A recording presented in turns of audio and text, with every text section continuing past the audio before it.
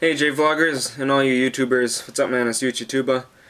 Um, I've been noticing that I haven't been doing much Japanese stuff, and I'm sure some of you have noticed, some of you actually left. I don't know, I don't mind. I'm not really doing it for the fame, but also just to let you know, I also noticed that my recent videos have been under 100. I thought that was kind of funny.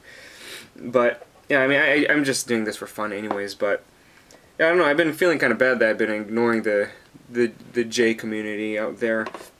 And partly is that I've been so obsessed with beer. I've been into it. Another thing is that I'm also having to just do my own music stuff, and I'm trying to focus on it. That's why my recent videos I haven't been doing much editing, or at all. But I'm wondering also another underlying reason maybe is what I've been going through concerning Japanese culture, Japanese people, and just within myself to a little change. Yeah, I don't know, I think I should just ready to drink this beer. Yeah, I think this is a beer drinking kind of session. I hope I could do this under 10 minutes, but just like Gimme a Break Man, I have the capacity of talking for a long time, and I could go on and on. Like for example, couple of phone conversations I've had has gone over 3 hours. And I just have that, oh, okay, here we go. Well, let me just pour this thing.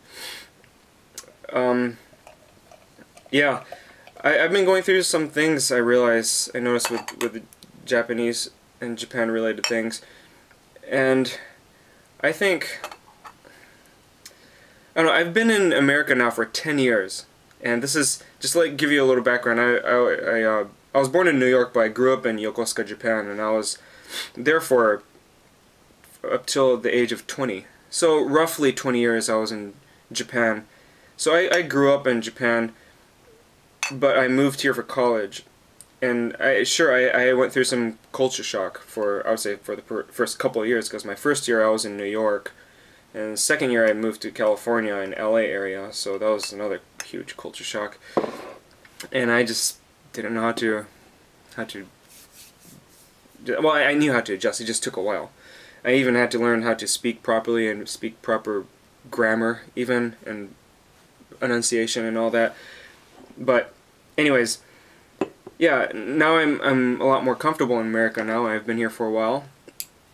And I think it seems like every single year, even not being in Japan, I learn about the culture and realize certain things, because I'm older than 20 years old when I moved here, or I was even younger when I moved here. So my knowledge and experience of Japan is that of a teenager, and even then I went to an international American school.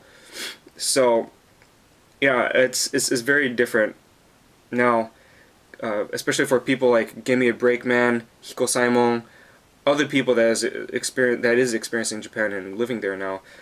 They have much more experience than me in the professional world, how to speak to people, how to deal with business aspect of things. And I mean, I know how to speak proper Japanese. I know how to speak Keigo really well because my mom disciplined me very well. But I don't know, I think things I've started learning about the Japanese culture more and more, it just started bugging me.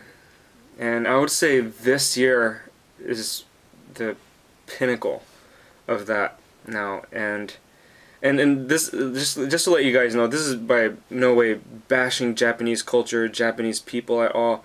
This is mainly just within myself. This is basically a vlog, just a straight up vlog, or some may call it a video log, of me just talking and saying things. Just to let you know, by the way, if some of you beer folks are still watching, this is Koenig's Haven Hooven quadruple.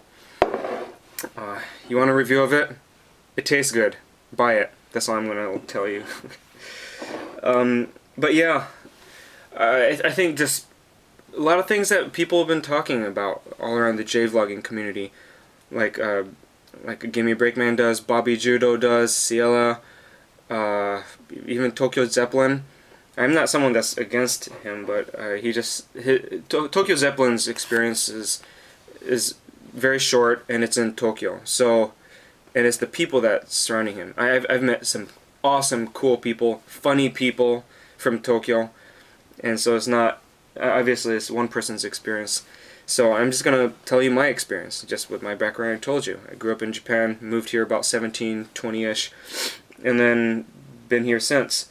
And still learning about the culture, going back once in a while. But I haven't been there for 3 years now. And yeah, I think right now Japan is going through an interesting process of recovery still, because they went through a huge shock in the 50s after the war, and they've basically been competing and building themselves up back to up to America.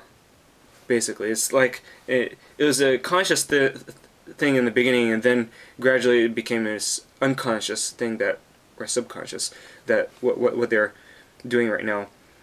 And you see the results of it in the teens, and the fact that they don't know how to speak Keigo, formal Japanese, or they don't open the seat for elderly people. I've seen that myself with my own eyes. Not only when I was in my teens, but each time I went back, I'm like, yo, lend this seat to the older lady. She's having a hard time standing up. You see them, they're all like crouched up and stuff. But yeah, little things like that, and also just, and it could be really subtle things too. And I'm just nitpicking right here, but every subtle detail that they're doing to not look Japanese, like dyeing their hair. Seriously, dyeing hair, even something like that. Adapting American, British fashion. The music that they listen to and that they play. The words. They use so many English words in Japan now. It's just only recently have they adapted English words. Now, they have adapted Portuguese and French words before, like pang and tempura. What's another one? I can't remember, but it's little things like that recently they've really been doing that, and more you could see that they don't want to look and be Japanese, but at the same time they are, and they're just in this identity crisis. And in all these things I've been thinking about and studying and reading, talking to people about. So anyways, those are all the troubled, darker side of Japan. Just to let you guys know, I'm not, like I said, I'm not bashing culture at all. It's my culture. I'm half Japanese. So that's just what's going on in Japanese culture. Now, with the Japanese people, that is, like I said, I think it's just more my deal, my issues. Just because I do have a background of being picked on, or in Japanese we say ijime. The bullying and picking on is a big deal. And so if you stand out or you're different in any way, that's a problem, and it stems all the way from kids. I mean, kids do that. So because I'm not full Japanese, that I got picked on in my neighborhood. Now then again, I have some other half Japanese friends where they're almost treated like royalty. That's too far to say, but they're just treated very well, highly respected. And it's not like they're half Japanese, even foreigners too.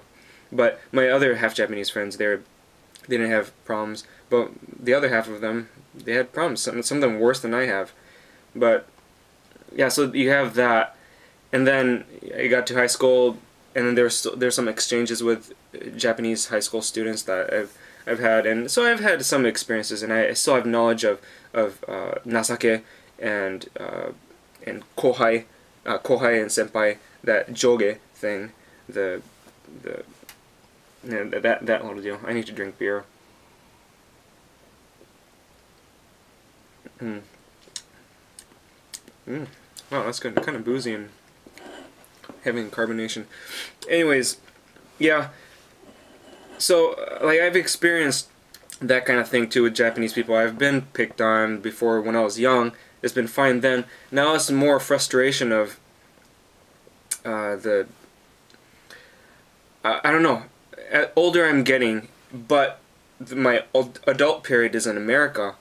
Now the relations I have with Japanese people, I'm dealing with I'm growing up, I'm living my adult period in America.